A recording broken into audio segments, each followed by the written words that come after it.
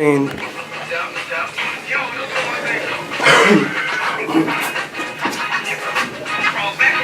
what's up, y'all? Yo, what's up, baby? Alright, so this is us in the camera. This is I'm Poppin Agenda. We have the legendary PopTart of the Strutters, with the Strutters room here in Denver. He's brought it with him. Tell us about the Strutters room to start, yourself, why you're here, what's going on this January 20th in this part of Denver at the Bboy factory Okay. Yeah, well, first of all, my name Lonnie Green, aka PopTart. They call me the Fillmoe Kid before I became the name PopTart. I represent the inner city black dance culture the day before hip hop hit Northern California. Dating back from 1977 is when I came into the game. This thing you see behind me is a banner, we all know that, but what does it represent? The Strutters room. The Strutters room for me was a place, of course, in my house, where I had to be on punishment, and where I spent time at a lot, because I used to get in a lot of trouble. So, with the community being mainly boogaloos, robots, and strutters, all of the young kids from the community of that era, back in 77, 78, 79, most of us kids created our rooms to be our illusional place in space for our art form, which is strutting and roboting and boogling, whichever one may be for that individual. Well, I represent strutting from my community inside of the Fillmoe, Hunters Point district, of course other districts like Sunnydale and more. So, as far as being a Bboy factory, it's my first time in Colorado, here at the Bboy factory. I want to thank everybody for having me here. At the same time, how I got here, it was a phone call and an email of just actually a phone interview. And my love for the passion of even doing the phone interview with me personally, I said I want to do a little more than a phone interview. I want to personally meet up, come out to Colorado, show my love and show my respect for Colorado, and bring the Strutters room into Colorado, which is nothing but another vessel of for information, not just mine. So here at the Bboy factory, I got connected through Brian Footwork Green, and of course you, and what's the guy here with Ian. Everyone collaborated. Ramon Jamal, Mike Word. Right. Fortunately, I don't know everybody, face. I've seen you before. Of course, Agatron put in work to help make it happen. Let's give a shout out. Where have we seen each other before? Los Angeles. Los Angeles at LA. Was at the Summit, freestyle session. No. Which one was it? Those 3 times I've gone out there for it. Met you there twice on the Boulevard, and met a lot of pioneers out there for Poppin. When we was all out for the Poppin picnic. Yeah. I apologize for that. Yeah. I tried my best. You come through to those. Yeah, I tried my best to I tried my best to show up at any city, any state, any country, and play my part. You know what I'm saying? Fortunately, I've been put in a position to be considered as a teacher, where I never thought I'd be a teacher of no kind, due to the fact of my education, which is a big reason why you see the Strutters room thing here.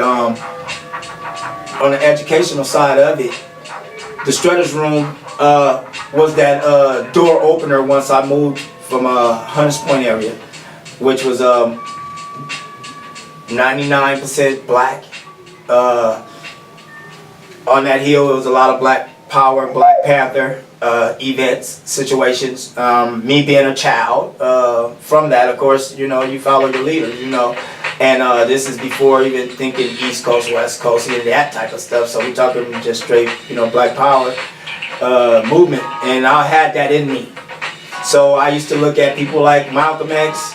I used to look at, and not that I studied Malcolm X teachings, but the power that he had to stand up and speak in front of an audience and have the knowledge. I didn't have the knowledge of what he went through at them times or any of those type of things, but I just liked it the point of someone speaking and having that strength. Well, for me, I needed that tool because I was what they would call dyslexic.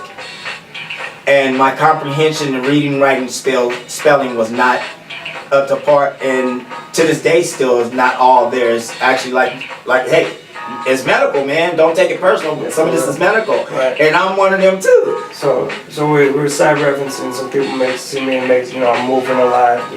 Here to say it's cool if you move around. During the interview, I got Tourette syndrome, so he's dyslexic. Right. We both have different, odd sort of difficulties. Right. Yeah. There's a strength and a weakness there, and. I thank you so much for giving me the information, as I came in about your own personal self. That's a big thing to even do, So, with that being said, look at us. We're going to move and do everything we got to do this. Now, for me, I have to be able to speak because if I had to write this stuff down, I'll be the foreigner. I'll be the person that, is not so smart in somebody's eyes. But this dance gave me that strength. This community gave me that opportunity to get those things that was going on with me from my dyslexic side up to play where they could be faced, but through the dance and the music. So with that being said, because I wanted to do the dance and be a part of that scene so bad, I had to do good in school. Or I couldn't go outside to be with the guys that do it for real. We're not talking classes, we're not talking workshops, we're talking personally outside. So if I'm gonna grounded. Yeah, right. So the things that come from me and my actions and things that I talk about is not just me, it's community. My whole community is on my shoulders and in my head and in my heart, no matter where I go. So back again, I'm here at Bboy Factory because they cared about my situation of wanting to teach, wanting to come and participate in Colorado and other places. This is a door opener for me to come back into the culture centers that I originally was a part of.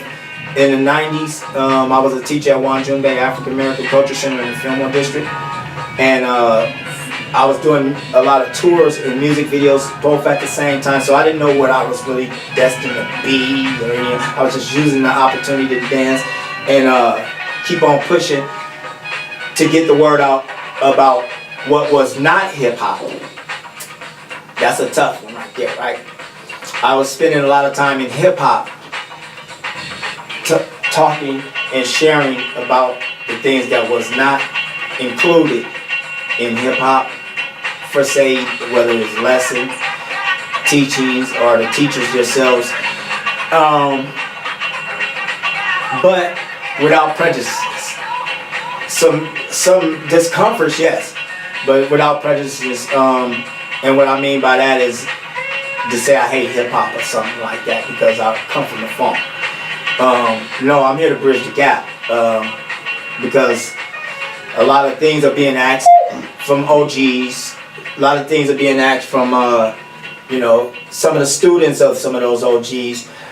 And what I'm finding out is some of the context of what maybe a teacher says or what a student learns about history maybe is kind of like sometimes getting crabbled up. If I'm talking about what I did in 1979, I have to stay grounded to 79 because that's 365 days. And if you live that, you should have a story for every day of that year, per year, all the way up to this year.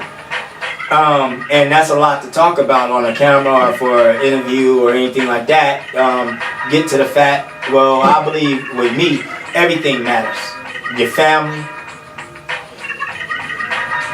how your upbringing, who was in the house and who wasn't, why is it important? Because it kind of tells us who you are and what's your reason of even want to teach. You know what I mean? So I thought to myself, instead of me just bombarding my way through everything, I learned to give some to get some. Like here, you know, it was told to me there's no budget, you know, PopTart to send for you to come out here to do this or do any of that stuff. But what did I say?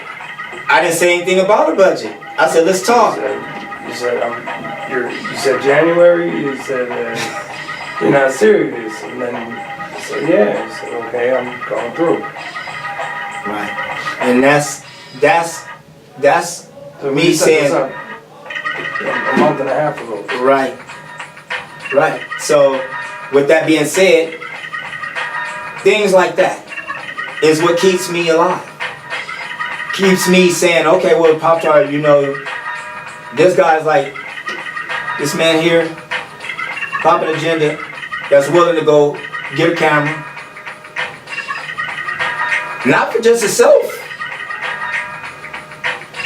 for future, and for the lessons of now and the past as well, whatever. You've taken the time out to do something. Bboy Factory taking the time out to do something. So we're here to talk history too. Let's go. How you want it, baby? Do it. We could stay all day here. We only have a limited time. Right. A lot of this came about. We were talking about through discussions of history. You're talking about this discussion what's not hip hop. I guess what's not strutting, or you know what's not boogaloo or robot and ready to get into popping, all this blurry stuff. So we want to start with that notion. How important is credit? Giving credit where it's due, and recording that in history. And as far as these dances and this dance, I kind of, you know, I was considering all. I'm a popper, you know. Right. So I'm still the mindset. It's basically being a robot. So it's different, you know, but it's basically under that umbrella. Right. So what, you know, how can you speak to that and speak to the importance of giving credit and recording history? Well, I can tell you this: recording history is very important. Because without that, we have no proof. That's the problem that we're having as strutters, robots, and boogaloos from the Bay Area in today's time. Because a lot of our things we had pictures, we had those things, we had, you know, film, but not so much. A lot of people didn't have the equipment they have now and the access to the things they have now, and a lot of things that we were doing in the inner cities that actually, when you say popping, things like that, well, I know that vibe goes from inside out. You know, I don't care where you come from, you know, what your age, how long you've been doing it. I know for a fact that energy, where it come from. As an African American child of that community, of the robot, well, the term the robot, well, let's get into that. So, in the history of that, well, for young black men from the inner city black dance culture from the Bay Area, I have to get specific. 1971, 72, 73, 74, 75. If you willing to understand the backdrop to not just the dance, but the community, you're able to get an even more picture of who, what, when, and why people do what they do with their bodies. From where? Credit. credit is very important. Giving credit is very important because it's for one. There's no. That's the first line of paying your dues. If you have any class and you give credit where credit is due, even if it's something that don't move your feathers. If it's right, man, and it uplift culture, you give it credit. Well, if it's just your thing,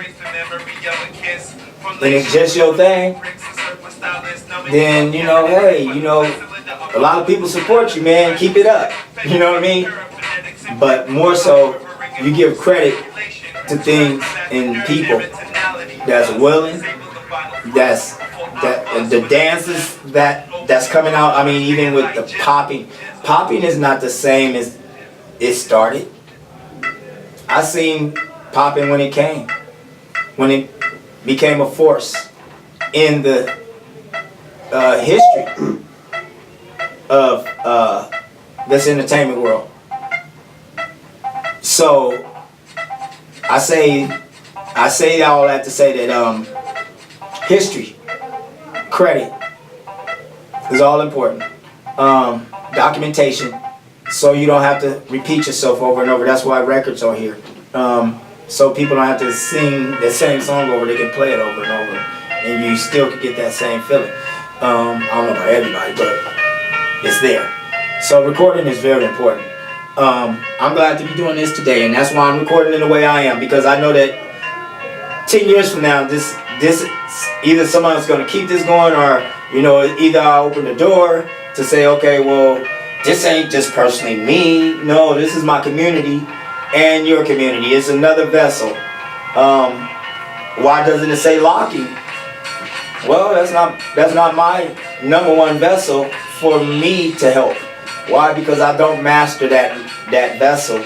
I feel that if I'm going to help in any shape, form, or fashion, or anyone is going to help in any shape, form, or fashion, and give credit, and take credit, and take away some credits, like judging people, and that goes a long way. That can go a long way with either a person's personal self, in their emotions and all kind of things, or it can uplift them to be inspired to be the next champion. You know what I mean? So what we have today is totally different than what we had back in the day too. A lot of us were being brought up from my inner city black dance community. A lot of us were being brought up to be gangsters, max, hustlers, fighters, street mentality. And the dance is entwined in that. That's like I could be all these things, but I'm gonna sit that down for a minute to do this. This is where our black community innocence is in the boogalooing, roboting, and strutting. At the same time, that's where their character truthfully is. Because not only that the dancers of strutting, robot, or boogaloo do what they do, it's identifiable by language in the way that group carries out what it carries out. And we understand that language in the Bay Area. So what you have me doing now today is in hip hop, trying my best to teach the kids and adults and teachers about some of the codes that were there, whether I'm saying it right or wrong, by saying the codes. There were standards, codes to some of these things. And when we get to the avenue of the vessel of popping, well, for me, I don't talk too much about popping. Not because I don't know much, but because I believe there's masters in that vessel, just as I am in this vessel, that can answer and speak on some of those things a little more firmer than I could, because they living for that. I'm not living for Poppin. How important is, one of the questions I was going to ask, how important is the pop to Struttin? How important is it? Yeah. That's a good question. Do I go with that question being asked as if this was 1977 when I danced, or am I answering that question for 2018? Well, I'd probably both. It's Right. part of the question. Okay, so back when it started, right, and now. Okay, so that question one more time is, how important is the pop to Struttin? okay, the pop is not so important to Struttin from 1977 term of things. I'm gonna stay San Francisco much as possible, because you have other brothers that we have gotten back out that's gonna speak for themselves. But I can tell you that from the Bay Area, from my recognizing the term popping when it became a force to be reckoned with media-wise, that conversation don't start till 1983, 4 when the movie Breaking comes out, really. Now, not to say that popping wasn't going on, but that is the movie in the film that actually opened the door for the world to determine using the word popping. Because in our bare communities from 1984 back down, we already knew the rules. We already knew the codes, and there were already statuses set in certain areas. Los Angeles is a whole nother world from the Bay Area. Not to say that we're not cousins. And Fresno. And Fresno. And Stockton and Lodi and Tracy and Modesto. See, all that stuff is the same kind of like, well, at that time. What was it? It was basically all desert. Those were not cities. You know what I mean? And not to say that they didn't have a lot of people there. I'm not going to be like I know everything, but I'm a kid. I'm getting in my car going to Stockton with my family, and my cousin is a well-known dancer, and he comes down from San Francisco, and Stockton is going crazy, right? Because they don't see this every day. It's the same thing in Lodi, Modesto, and all those things. Some of our individual people went to those places to and they just vibing and enjoying it. And of course, if you came to Frisco for the first time and seen me, and you're just like, oh, I'm going to PopTart house, and that's my cousin, and I hit this for you, and it's like, man, you go back home to where you live, and it's like, oh, you see somebody doing something, it's like, man, you can't be my cousin. My cousin do that. You know what I'm saying? That's back transferring back and forth. So that's the way it was from in the 70s on up to 79, 80, maybe 81, 82. After that, it seemed like, for one, our world was still holding on. We were never transferring over into popping the way you guys see popping. Popping for us, you said how important it is in strutting. It is not important in strutting. It is not important from what I've seen in Boogaloo. It is not important in Robot, the Soul Robot from East Oakland, West Oakland, San Francisco, Richmond. And when I say Soul Robot, you know, I mean, this is a classification of a kind of people that you guys in the new generation have to respect. That is a fact. What's up, man? Give me 5, brother, man. Oh, slick, yo, man. You see, that's true language. But somebody now say, hey, man, they talk funny, or that, man. No, but that's the language of the black people. Give me 5, brother, man, on the backhand side. Oh, brother. See, you can go see all that right now, and you can go pull all that up. because that's the way black people talk. Didn't know white people talk like that. And at the same time, didn't know other races act like that. You do what your people do. I'm sorry I can't please everybody. I'm not trying to please everybody. I'm not trying to just be the man on film because it's all just me. No, I have to be honest with you. I'm that one black kid that had to look at everything the way it came. And I have to be honest with you. None of the shows that we done in the 70s, all the way going up to 1979 for sure, there was no whites, no other nationalities in them, except some Samoans, some guys from the Samoan family. That was families that was coming over from Hawaii back in the days that moved up into the Hunters Point Hill. A few of those families learned. And in any ghetto, you got one or two minority, you know. And let's take Plick Plop, Ralph Montel. Well, he's from a deep-rooted black community from Richmond, California. But fortunately, he's a Filipino living in that community. And he's learning the things that's happening there. But it's all coming from a black power movement. So, if Ralph goes to the Philippines and do what he does, he could be a star there. And guess what? Everybody in the Philippines will say, hey, Ralph started it.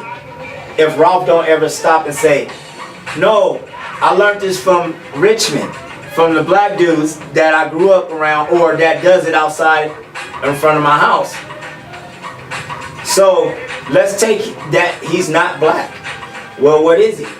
He's Filipino, right? I'm using him because he's my actual partner. He's Filipino in a black community. Well, that he has a culture of his own that's from the Philippines. True? So that already tells you that, hold on, this kid that's from another culture has landed in another culture, and this culture he likes and he has embraced, and the community accepts him. The few that get the opportunity, and then we're not talking about Poppin yet. I want to get to that. We're talking about the day before hip hop, because hip hop taught each one to teach, each one teach one. Where we're from, we're not about each one teach one. You gotta have it or you don't, or you better make it or you won't. Boogaloo and Robot and Struttin has standards and a code of conduct and a code of movement, and it starts. Let's say start dates. We got Jerry Rente. You heard Jerry Rente? Okay, well, Jerry Rente. I'm also very bad with names. So. Okay, that's me too. Me too. So since this is my place, that's why I know. Other than that, I probably wouldn't even know. But Jerry Rente has spoken out. The Worm from 1+1, representing 1967, leading into 70. And then you got the Will Randolph and all those guys from the Black Resurgence. In 72, you got the Black Messengers. 73, you got Derek and Company. Right there. Right. See, it just kept rolling. But see, each of those groups didn't just come out. They're coming out to dominate each. No one's coming out to just be out. Oh, look at the Black Resurgence. Oh, hold on, we gonna get them. Oh, look at them two out there. Oh no, we gonna come get them. See, it's always somebody coming. And no one is coming to just want to be in the show. Each group that's coming is trying to be first place. We have first place mentality for group and performing. Now, here we go. I said all that to say this one thing. How important pop is to Strutting, Robot and Bboy. For me, it's not important. Why? Because I seen what strutting is. Strutting, for the word pop, let's get to that. I remember when I was little, the word pop, he got a hard pop. Well, that was pop. That was just pop. That was it. Why why did that stick out to us as unique then, if it really wasn't nothing. Because it wasn't the common thing to do the pop, pop, pop. No, we hit, hit, hit, hit, hit, hit, hit, hit, hit, hit, hit, hit, hit. Everything hit. See? Now, pop is different. Now, from the 70s, if one dude just sat there and went like what you guys know today as popping, that wouldn't fit the culture. So, do we have any guys in our culture that pop? Yeah, but not the popping that even Pop and Pete even ended up doing. Not the popping that everyone as a universe is doing. No, it's just a gesture. Pop! Bam! Bam! See how I'm making a voice? We used to use voices, like remember the Batman and all the cartoons back in the 70s? They had the action sounds, pow! Wham! Whop! You know, and it says it and it shows that. Well, that's what we used to do with our dance. You go look at Chuck. If you look at Chuck from the Black Messengers, you notice he uses noises when he moves.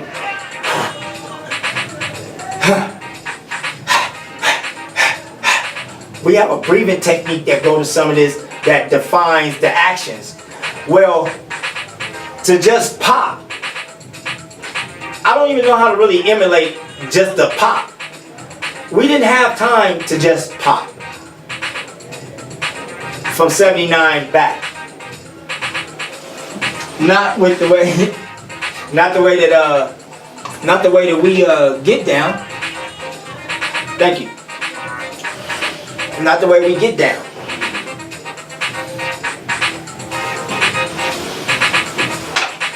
Right there. Matter of fact, I'll take it. Nah, hold on to it. There we go. Matter of fact, this is yours. It's from me to you, bro. Hell yeah. Thank you. We're discussing it. We're doing a workshop in That's you, baby. half an hour. That's for you.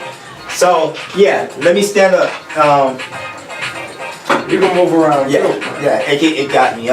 So, for instance, yeah, you got somebody like Tone. Who's Tone? Well, let's go to Granny and Robert Choice, because this is the first place I can define a person that's popping, that had a pop, that we all said, oh, he got a tight pop, or you see his pop, and we can see him popping. Not to try to put him against the Boogaloos and all the other stuff, you know, let the record reflect wherever you see it. Well, Tone come from 1975 and before all that stuff. And, you know, some guys... Now, for us, that's hitting. You know, bah, bah, bah, bah, bah, bah, bah. That's hitting. We're hitting. All of a sudden, this word pop popped out of nowhere, for real, for one, because we didn't care about that word popping. But I know what the problem really is. That popping that we're talking about from the cats from the 70s is that one pop, that one thing, that one pop. So for popping.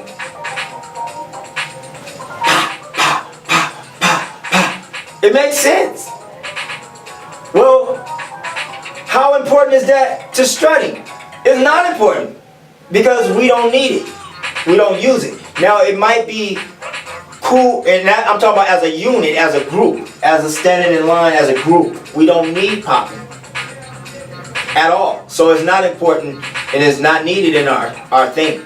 This is why a little bit of conflict for Boogaloo, Robot, and Struttin has become a problem with a little bit of popping, because you have some of the kids that learned how to pop and strut, and they mixed them and didn't change the name to full-fledged whatever it should be, which is strutting and popping. If you're doing both, then you're doing both, right? when you get a strutter saying that he's a strutter, but as soon as he start dancing, he's popping, right? You can see it. You wouldn't see it no different way, right? But then he does one or two moves that, Then you say, oh, that's that Bay Area shit. That's true. That part. But not once you go here. Why? Well, it don't have nothing to do with us OGs. Let's put it like that. We do not got time. We do not have time. We do not have time to sit here and claim popping. We don't need it. We never needed it.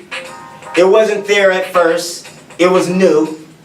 It was new for those that was willing to adapt to it. Hey, this right here is 1979, bro. I'm sitting on a Rolls Royce. Look at my mentality. I'm sitting on a Rolls Royce. I'm 13, 14 years old. This is 79, 80, somewhere around there. This is where our minds was, having money. Especially in the Bay. We're about having money. We're about having girls, cars, our places, you know, our apartments, whatever. And if we kids, we thinking about nothing but having money. And getting out these projects or committing some crimes. We was committing a lot of crimes. A lot of crimes were being committed. And some of that was to do the dance, to pay for some of these hats, the gloves, the things that we needed, the props. Because we come out of spaceships, time machines, and all that type of stuff. So, let me get with it. I'm PopTart, right? But my original name is the Fillmoe Kid. Because all of Fillmoe things that I learned how to do with my Fillmoe, right? And a couple more of my questions. Who taught you? And who gave you your name? So who gave you the name Fillmoe Kid? And who gave you the name PopTart? Okay. Who taught you to strutting the start? In the beginning, well, if you go to the internet and go to SF Strutters, I put my cousin on there already. His name is Cocky. We call him the 3D Kid. From 1975, he had a group called 3D Incorporated. 3D Incorporated. 3D. What's 3D? Bam, bam, bam, bam, bam. That's 3D. All what y'all would call animation now. It's 3D for us. Bam, bam. Or you can go faster. Bam, bam, bam, bam, bam, bam. You know what I'm saying? It's however you do it. So, 3D Kid is my first teacher. That's my cousin. Danced with a well-known group called 3D Incorporated out of Lakewood, California. That's in San Francisco. And his group used to dance down at Fisherman Wharf, Pier 39, right along Shields and Yarnell. Shields, before Shields got discovered. My cousin them was doing shows with them. So that's who taught me first. Then as far as actually physically taking me and lift your arm this way, no one done that. If any, no one done that. I had to pick up the vibe of the community. So me opening up my jacket and all that stuff. Well, you know, I wasn't dancing in 1971 and 2. Well, how am I doing some of the things that the cats doing that I never saw? Because our stuff's still rolling. This is how we move in our communities. The way it's laid out. So some of the kids grew up looking up to that and trying to keep that alive. You know what I'm saying? Like, if my daddy is a gangster and he goes away to prison, well, most likely his son is going to try to emulate what he did and keep that alive for the family. You know what I'm saying? And that's exactly what I'm doing with strutting. All these things that come out of me, a lot of them do not have a lot to do with popping. And the Bay Area itself, yeah, we know that the word is, you know, a lot of people trying to say, you know, popping started here, popping started there. For me, I wonder where it all came from, because I'm like, where the hell is this shit coming from? Because I saw popping things coming, being as pure as I was in Boogaloo, roboting, and strutting. So the things that they doing, popping, the way that they drive the dance is totally a different kind of muscle transaction. Totally. So, and it's not the way that we would carry it out from our communities. We wouldn't carry it out that way. It just would not be done. Why? Not to put anyone down, but the way that we deal with the one. The way and the reason we deal with the one. Most of the kids from the inner city black culture and from the 70s are actually musicians. So we hear the music. We're not dancing off of drum tracks. Boom, boom, boom, boom, boom, boom, boom. See, we all on top of them instruments.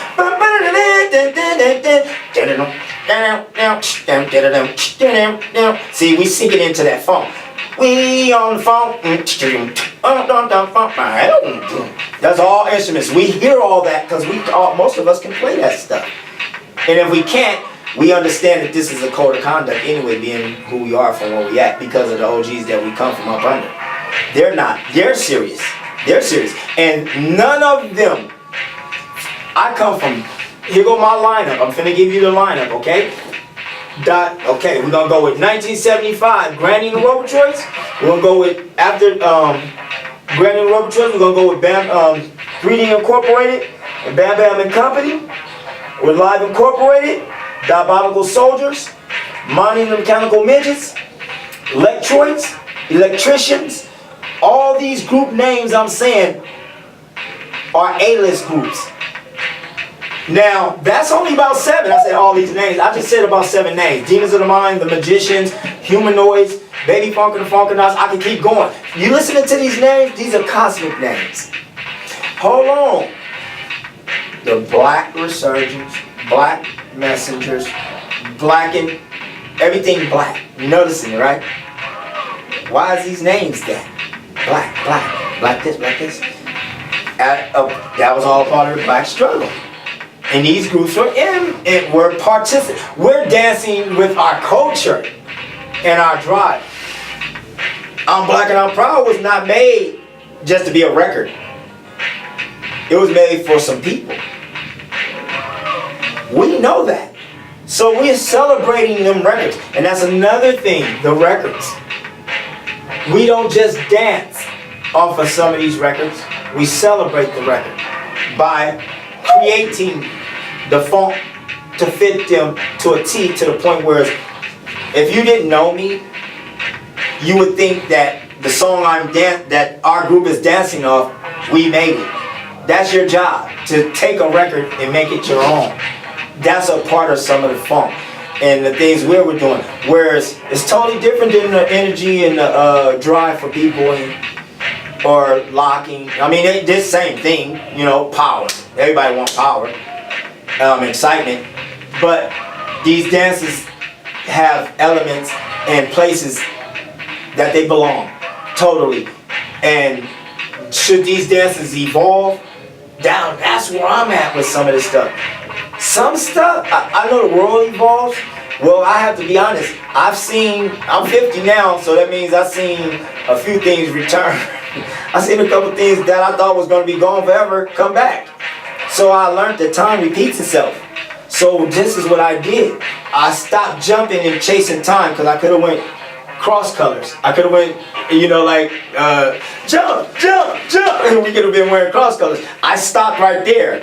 I didn't want to cross colors and do those things. Why? You do wear that in PT 3000. Yeah, in that form. Yeah, in that form. You're talking a metaphor here. Yeah, the hip hop way that they ended up clothes on backwards, different things like that. You know, stop right there. Okay. So I set a standard. And can you tell us where you got your names from? Okay, and PopTart. Now, my real name is Lonnie Green. Lonnie Green. The stage name was to be PopTart. I mean, the Fillmoe Kid.